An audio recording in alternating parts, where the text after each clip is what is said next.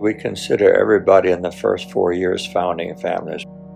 There was immediate death, leaving, coming. So if you're on the 1850 census, we count that as original settlers. They got here the first night and there was nothing. And they camped on the corner, catty corner from the Hotel Nevins. But there was nothing here, but the town was planned, which is very unique, I think. When I grew up, the town, of course, was smaller, and you knew you could stand in line at the post office and walk across to the bank and know 90% of the people in the line. It was at least a familiar face, even if you didn't know the name. Well, it was quite a bit different at that time when you think about it. When I graduated high school here, which was quite a few years later, in 1963, we were still around 4,000 people population. And it was revolved around agriculture, ranching, farming. The only visitors we really had that came in were hunters. There was a lot of smaller grocery stores. We didn't have a huge H-E-B or a Super S. You had a lot of small grocery stores, and you'd go in and you'd tell them exactly what cut of meat you wanted and everything. It wasn't laid out like it is now. And the other thing my husband reminded me of, we had a gas station probably on almost every corner. There was one actually on Marketplace. And that's, of course, gone by the wayside. It's way different, but I'm not saying it's bad. Mm-hmm. It's a good thing. We've got a good thing going. I'm very proud of our community.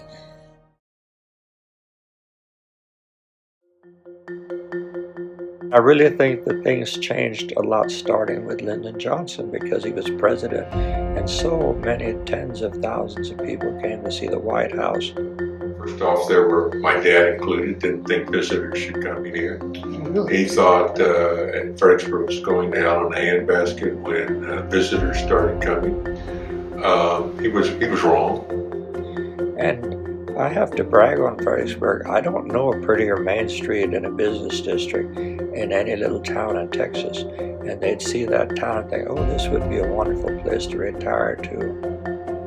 Two things happened that I think changed number one, the city council said in the historic district downtown, no chain stores. Big. And then there was also disagreement about Marktplatz. What we now call Marktplatz was a strip mall. Heinz Chevrolet, a great big car dealership, was down there. They actually had some stores down there. There was a baseball field down there, though it was nothing like it is today. But it was decided that, in fact, we would do it so that we have what we have today, with the water wheel, with the gardens down there. All of that was added.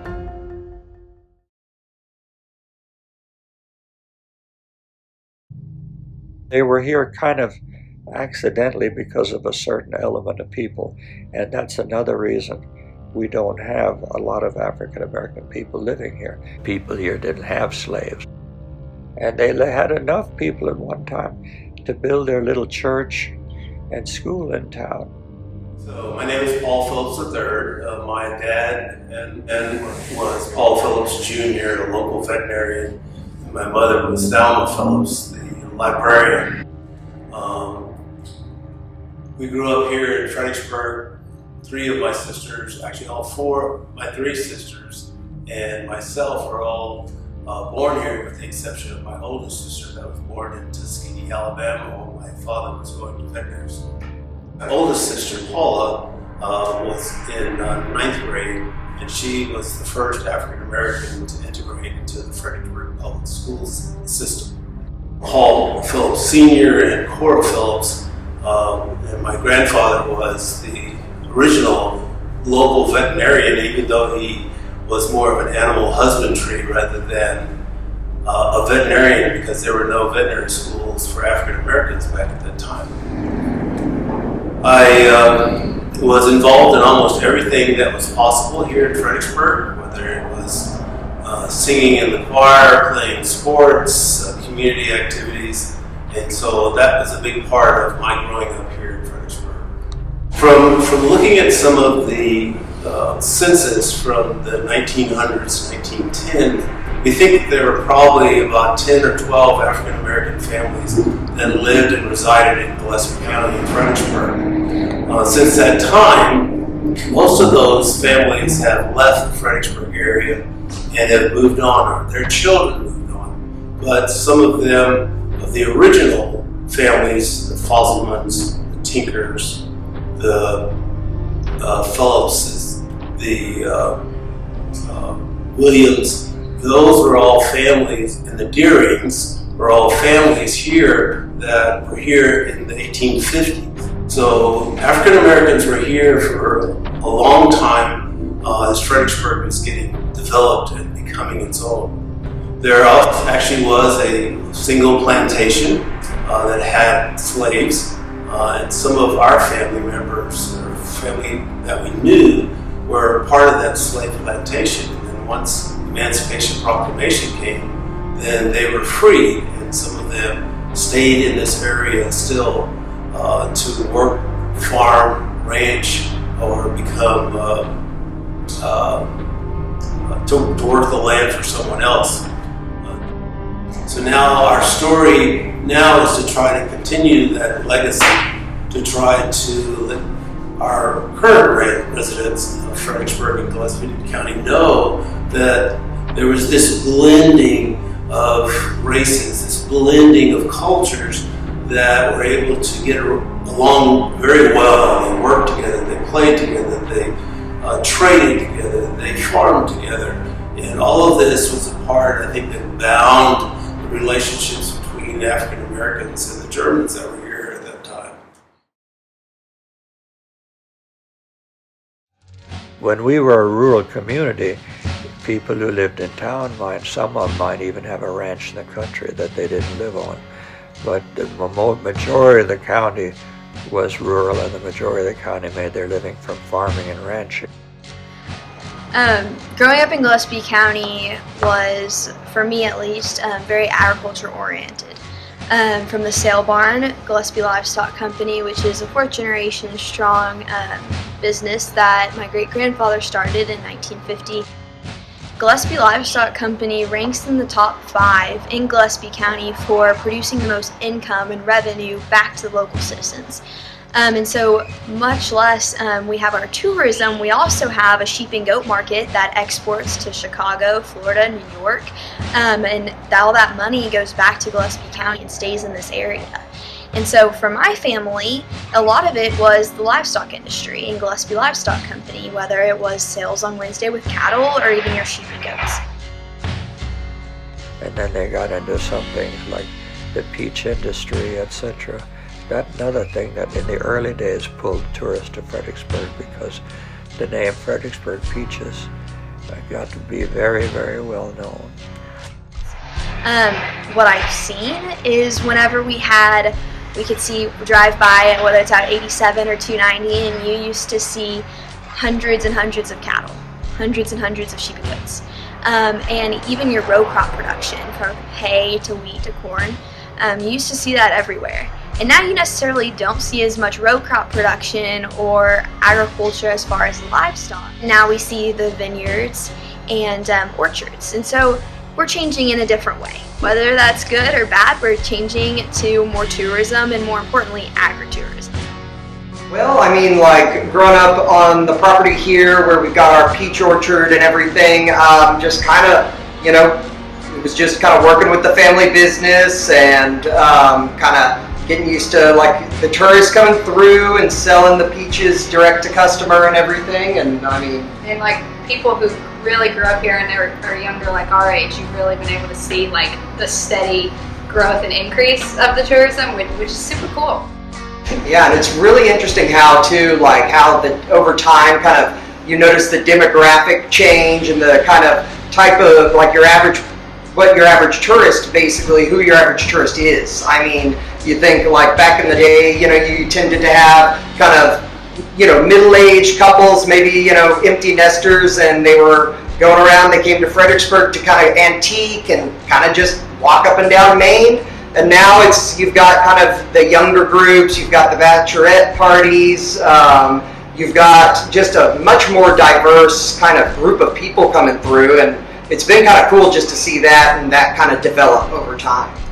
So back in the 80s, my dad went to work for Mark Weiser, and kind of they became real close. Like my dad was kind of like, Mark was kind of like a second father to my dad, really. And he fell in love with kind of selling the peaches and kind of just really, he was just a natural born like salesman.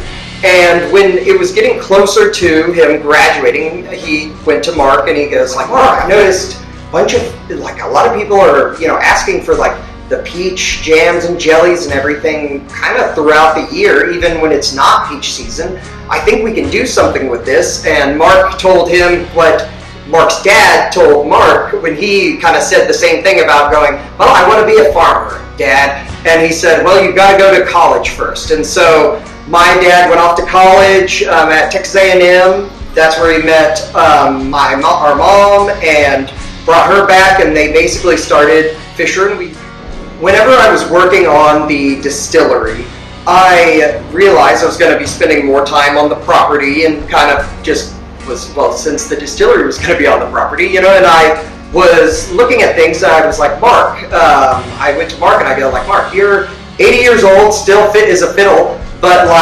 someone's got to kind of start learning the farming stuff, or just the peach, everything to do with growing peaches. And so I'm going to be on the property anyway, and I'd love to kind of learn the industry and everything.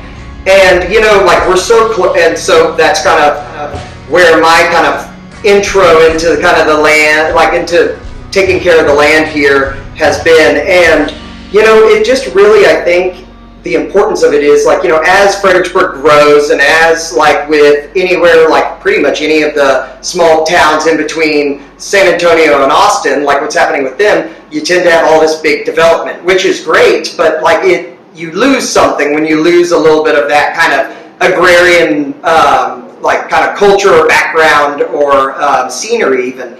And so we always felt like it was super important to us to keep the peach orchard, and not even when our sales and everything, we got into with our specialty sauces and everything into grocery and everything like that. We never closed down the peach house. We never stopped growing peaches, just because the roots of how our business started are just directly that, and we never wanted to kind of get too far away from where we started as just a roadside stand essentially. And so just kind of keeping that, and even being so close to town.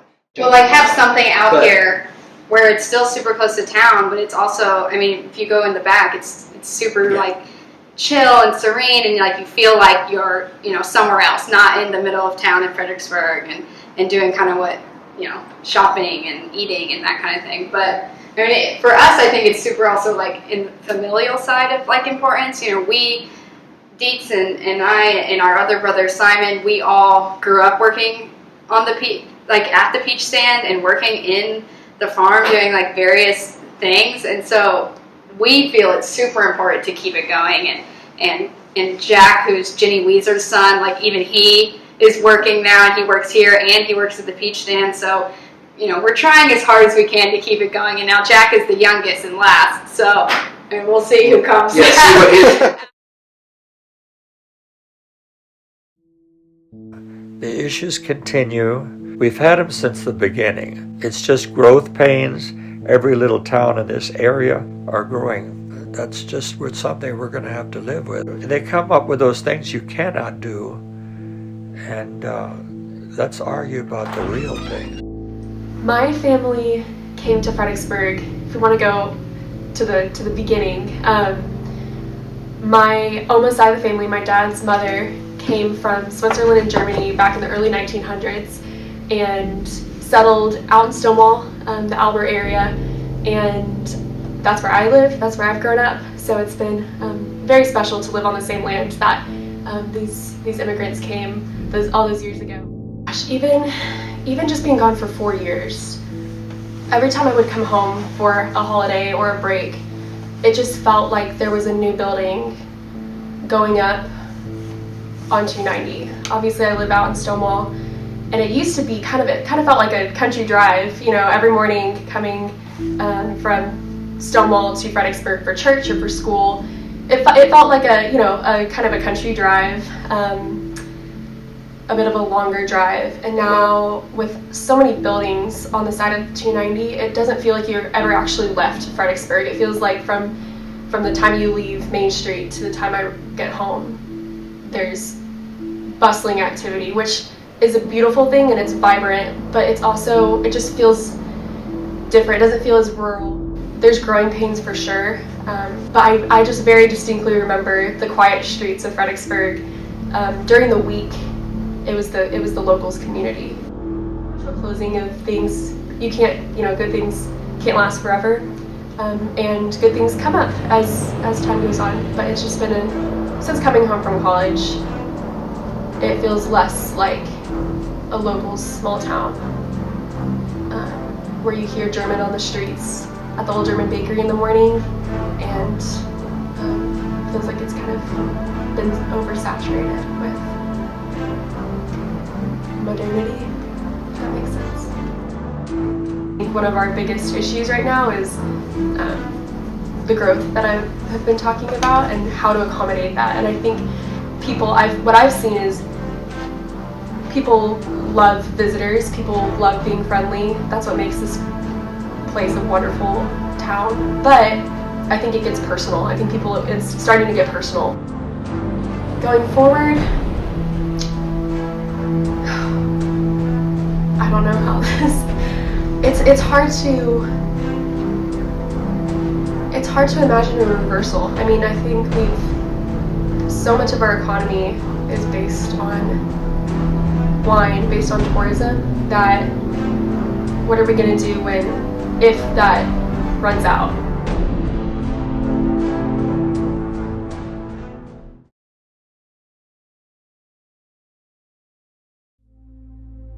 We were very lucky to have a group of citizens at least as far back as 1896, because when they wanted to tear the Vereinskirche down in the middle of Main Street, there was actually a petition taken up by some people who wanted to save their beloved old church.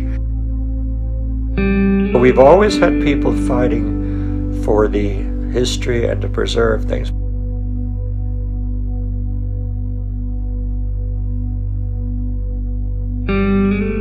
There's always been progress, and some things you lose, but the preservation rate has been hard fought.